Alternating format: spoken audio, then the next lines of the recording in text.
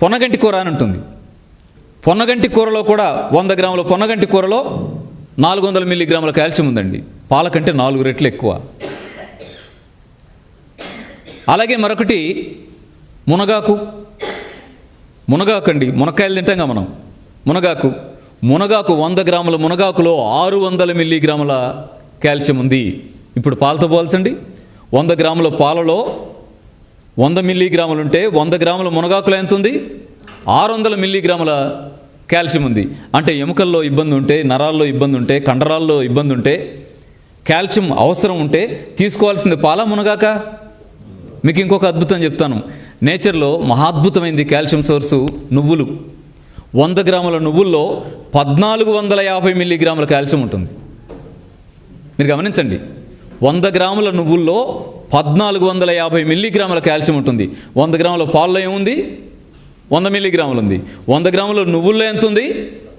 1450 ఉంది. అంటే ఎన్ని రెట్లు ఎక్కువగా కాల్షియం సోర్స్ని నేచర్ మన కోసం పెట్టిందో.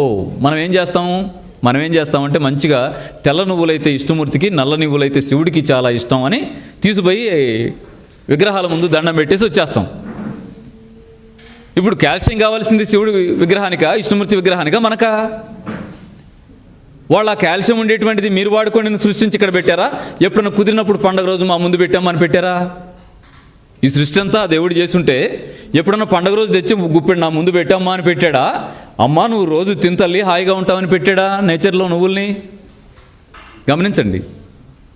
అందుకే ఒకటి, చిన్న వయసులోనే గర్భసంచులు తీసేయాలనే పొజిషన్ ఏదైనా నిజంగా ఏర్పడితే తప్ప, అంటే 100కి 99 కేసులు అన్యాయంగా చేస్తూనే ఉన్నాయి. అందుకే అంటున్నాను నిజంగా ఏర్పడితే అని. తప్ప గర్భసంచి ఆపరేషన్ వైపు వెళ్ళదు. నేచురల్ మెథడ్స్ ఏమున్నాయి దాంట్లో బయటపడడానికి చూసుకోగలిగితే కాల్షియం లోపం స్త్రీలకు రాదు.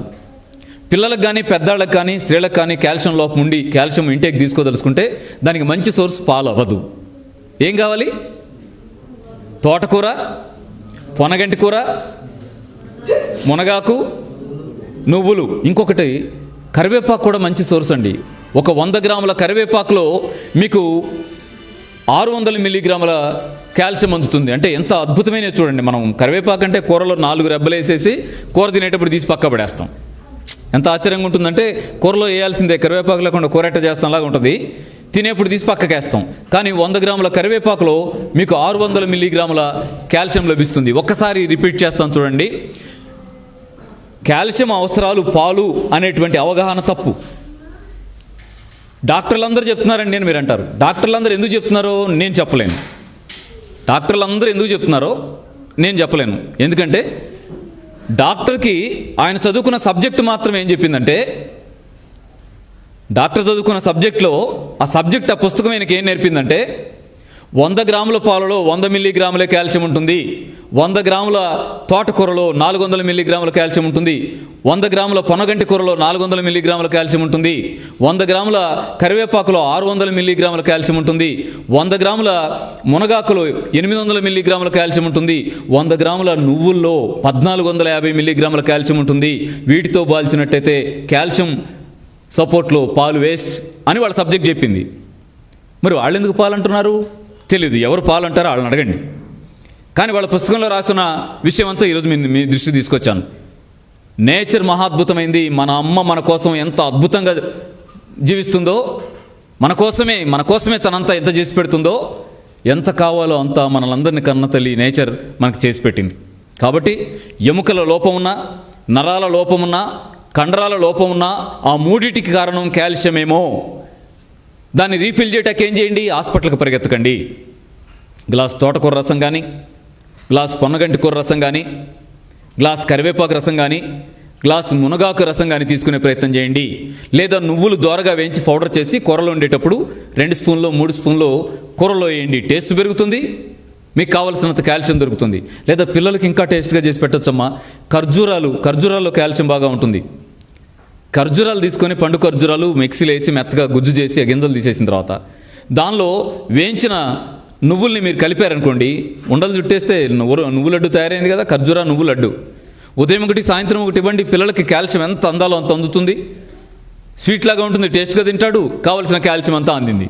మీరు గమనించండి. ఈ పద్ధతిలో వీటిని వాడుకుంటూ కాల్షియం లోపంతో బయటపడాలని కోరుతున్నాను. అయితే కాల్షియం లోపంతో బయటపడడం అంటే కాల్షియం చెక్ చేయించి లోపం ఉందని చూసుకోవడం కాదు.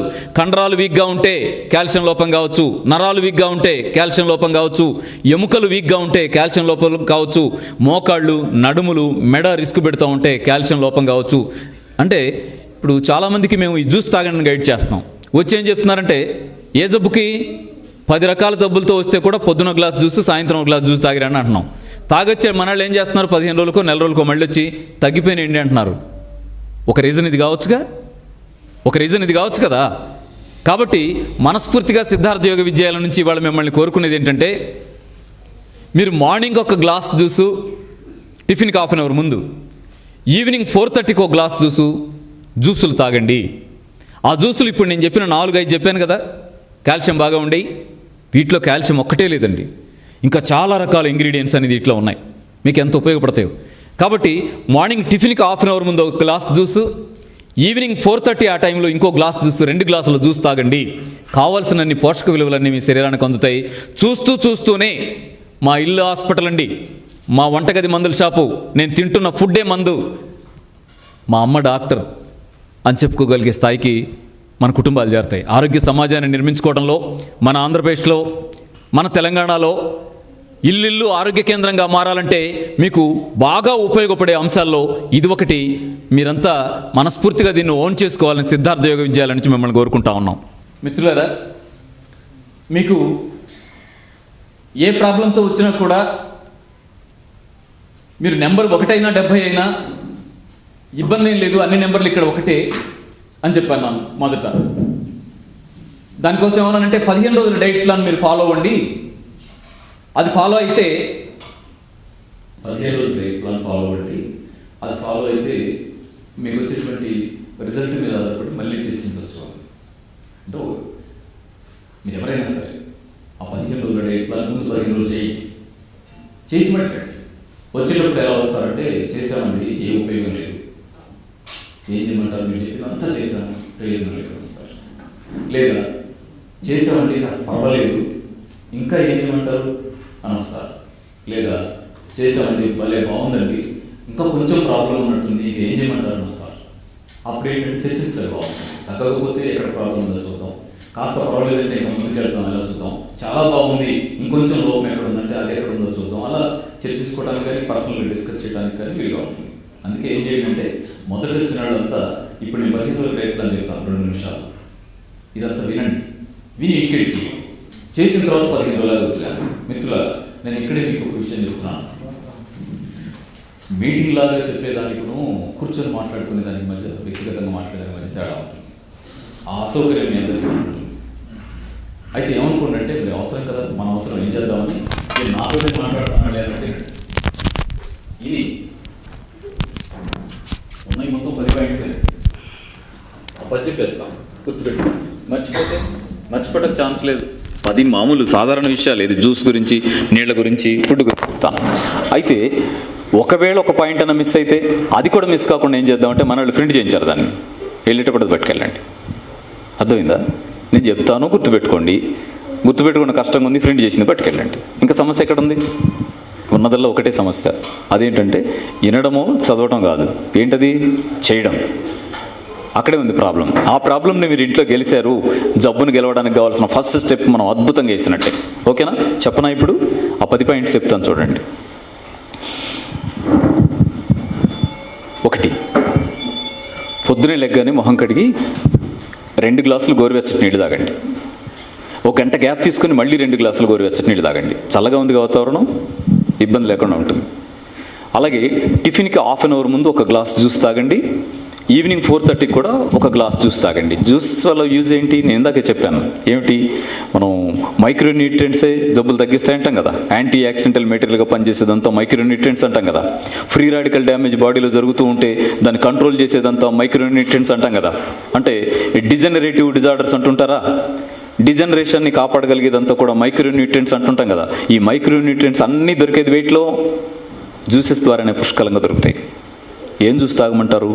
నేను ఒక 5-6 చెప్తాను, మీ ఇష్టం, నచ్చినవి 2 చూసుకోండి. 1 పుదీనా కొత్తిమీర తులసాకు జ్యూస్. 2 పాలకూర కరివేపాకు జ్యూస్. 3 మునగాకు కరివేపాకు juice. 4 mixed vegetable juice. 5 carrot beetroot juice. 6 తౌడు జ్యూస్. 7 అద్భుతమైందండి, ఇది పాపకి బాబుకి అమ్మ స్తన్యం ఎంత విలువైందో, జబ్బులు ఉన్న వాళ్ళకి అంత గొప్పది నేచర్ ఇచ్చిన జ్యూస్ గోధుమ గడ్డి రసం. 8 రోజుల వయసు ఉండేట్టుగా గోధుమ గడ్డిని పెంచుకొని దాని జ్యూస్ మీరు మార్నింగ్ ఈవినింగ్ తాగలిగితే, ఇప్పుడు నేను చెప్పిన 7 ఒక 2 సెలెక్ట్ చేయండి. పొద్దున ఒకటి తీసుకోండి, సాయంత్రం ఒకటి తీసుకోండి. ఓకేనా? అయితే దీన్ని చిక్కగా చేయొద్దు, పలసగా చేసి తేనె నిమ్మరసం యాడ్ చేసుకొని తాగండి. మళ్ళీ చెప్తాను చూడండి. పుదీనా కొత్తిమీర తులసాకు జ్యూస్లో పుదీనా కొత్తిమీర ఎక్కువ ఉండాలి, తులసి తక్కువ ఉండాలి. కరివేపాకు పాలకూర, పాలకూర ఎక్కువ ఉండాలి, కరివేపాకు తక్కువ ఉండాలి.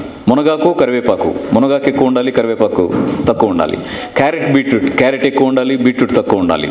అట్లాగే తౌడు జ్యూస్. తౌడు జ్యూస్ ఎలా చేస్తారు? షాప్కి వెళ్ళి తౌడు కొనకండి, మిల్లుకి వెళ్ళండి. అంటే పుచ్చు త్వరగా పట్టుద్ది కదా, పురుగు పట్టకుండా ఉండాలంటే షాప్కి వెళ్ళి ఫ్రెష్ తౌడు తీసుకొని నిద్రపోయేప్పుడు గ్లాస్ నీళ్ళలో 3 స్పూన్లు తౌడేసి తిప్పి మూత పెట్టేసి పడుకోండి.